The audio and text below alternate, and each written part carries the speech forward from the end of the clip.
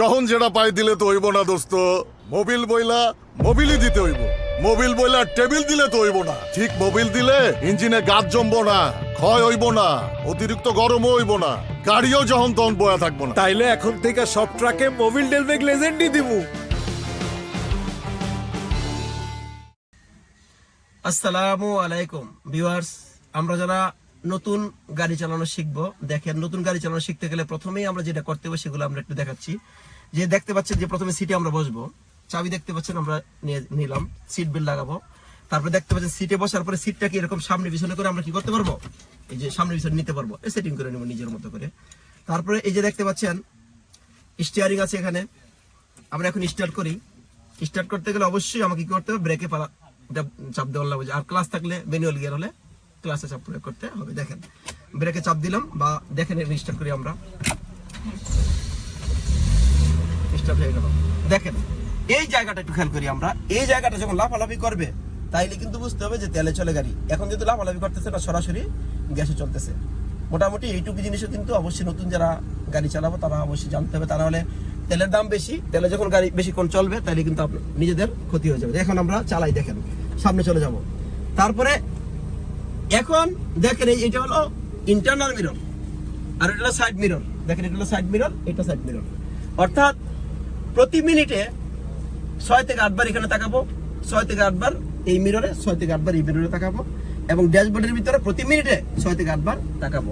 তারপরে আমরা গাড়ি চালানো শুরু করবো। দেখেন বিস্তারিত শুরু করি আমরা। ব্রেকে চাপ প্রয়োগ করে দিলাম, হ্যান্ড ব্রেকটা ছেড়ে দিলাম, দেখেন দিতে দিয়ে দিলাম। দেখেন আস্তে আস্তে চলবে। আমি একটু চালাইয়া দেখাই আপনাদেরকে যেভাবে করে আমরা চালাবো। নতুন যারা আছি, অটো গাড়ি চালানো তো সোজা, আপনারা জানেন যে অটো গাড়ি যখন আমরা চালাবো একেবারে ইজি আছে। দেখেন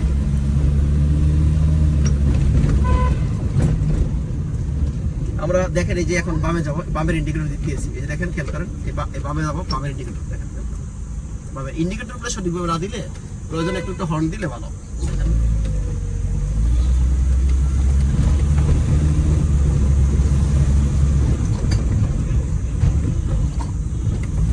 আমরা আবার এই যে যা বলে ডানে যাব, দেখেন ডানে যাব, ডানে ইন্ডিকেটর, বামে গেলে বামে ইন্ডিকেটর দিব। ডানে জানা, ডানে যাচ্ছি আমরা।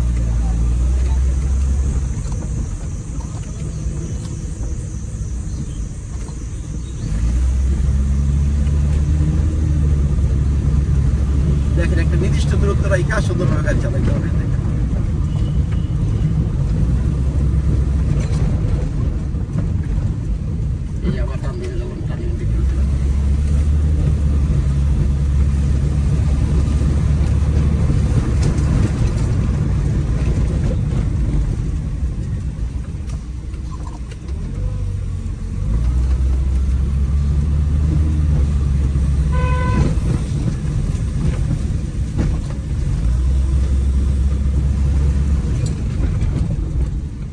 সবচেয়ে গুরুত্বপূর্ণ বিষয় হলো যখন আমরা চালানো শেষে যখন থামাবো তখন কিন্তু অবশ্যই পার্কিং এ দিব। এই দেখেন পার্কিং দিয়ে দিলাম, পার্কিং এ দিলাম, নিউট্রাল দিলাম, দেওয়ার পরে হ্যান্ড ব্রেক টান দিব, তারপরে সিট বেল্টটা এটা খুলে দিব। এটা যদি ভালো না, এটা খুলে গেছে, এটা আমরা খুলে দেবো এরকম।